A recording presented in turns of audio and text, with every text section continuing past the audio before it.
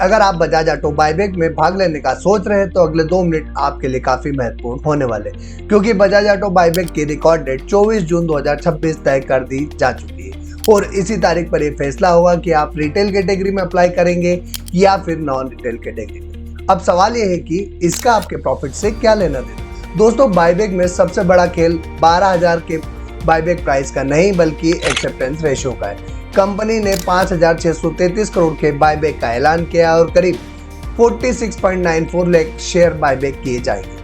लेकिन अगर आप स्मॉल शेयर होल्डर यानी रिटेल कैटेगरी में आते हैं तो आपको अक्सर बेहतर एक्सेप्टेंस रेशियो मिलने की संभावना रहती है, क्योंकि इस कैटेगरी के लिए अलग से रिजर्वेशन होता है। अब रिटेल कैटेगरी में आने के लिए रिकॉर्ड डेट पर आपकी होल्डिंग वैल्यू 2 लाख या उससे कम होनी चाहिए। मतलब करीब 18 से 19 शेयर एक ऐसा नंबर है जो आपको ऑलमोस्ट रिटेल कैटेगरी में शामिल कर सकता है।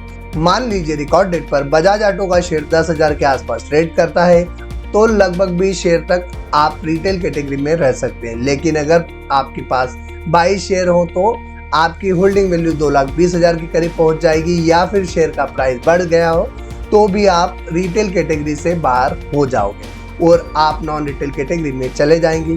यानी सिर्फ 1 या 2 शेयर का अंतर आपकी पूरी कैटेगरी बदल सकता है।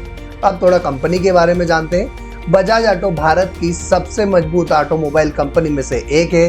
कंपनी मोटरसाइकिल, 3 व्हीलर और इलेक्ट्रिक व्हीकल के बिजनेस में है, जहां पल्सर, प्लेटिना और चेतक जैसे ब्रांड इसकी पहचान है। कंपनी 70 से ज्यादा देशों में एक्सपोर्ट करती है और फाइनेंशियली काफी मजबूत मानी जाती है।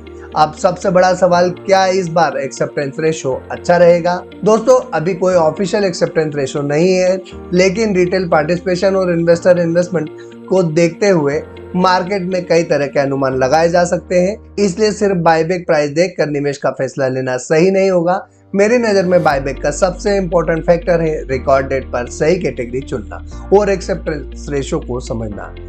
अब आप कमेंट में बताइए कि बजाज ऑटो बायबैक के रिटेल कैटेगरी में रहने वाले हैं या नॉन रिटेल कैटेगरी में, और क्या आप इस बायबैक में पार्टिसिपेट करने वाले हैं। अगर वीडियो पसंद आया हो तो लाइक कीजिएगा, अपने दोस्तों के साथ शेयर करना मत भूलिएगा और ऐसे ही तमाम सारे बायबैक और IPO रिलेटेड एनालिसिस के लिए हमारे चैनल को सब्सक्राइब जरूर करें।